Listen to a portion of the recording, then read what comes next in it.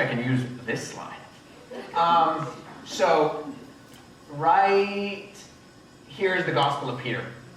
So, Peter died somewhere in here. Well, 150 to 250 AD is a long time after he's dead. So here's the thing.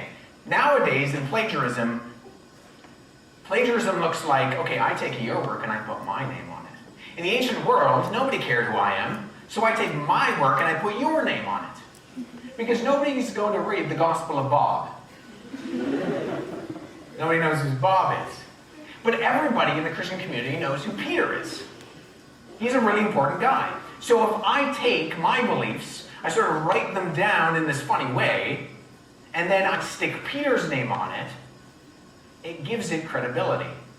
The problem is we can look through that sort of literature. Right there I have named Gospel of Peter, Gospel of Thomas, Gospel of Judas, Gospel of Mary, and if we want to go to the 1500s, we can talk about the Gospel of Barnabas. But the fact is, those people were dead. They weren't writing anything, never mind Gospels. And when we actually look and we evaluate them, we know that they don't portray an accurate picture of what was going on in the first century. It's very easy to see. Yeah? Have religions come out of this, out of each of these Gospels? Sort of.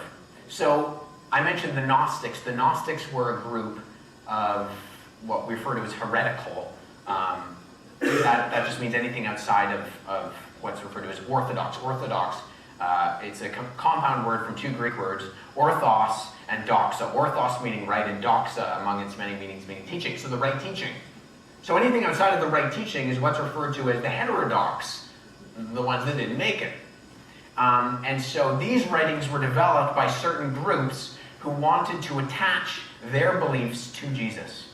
So the Gnostics had their own beliefs, and if they stick Jesus in, well, now they have to validate it, so now they write a gospel that validates what they believe. So that you had the Gnostics, you had the Docetists, you had the Ebionites, and they all wrote these gospels to correspond with what they were teaching and try to validate it by sticking Jesus into all of it. The problem is that none of it comes from, and we know this without a doubt, there's no real argument about this, none of it comes from the time period of Jesus or someone who knew Jesus. There's no argument.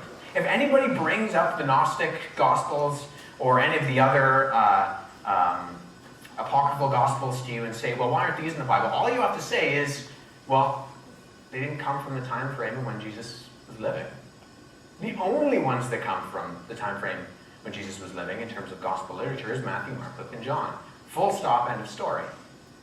If we want to know who Jesus was, if we want his message to impact our life, then we're going to go to the earliest source materials. I'm not going to go to the Gospel of Peter. It's coming around 100 plus years after everyone who knew Jesus was dead.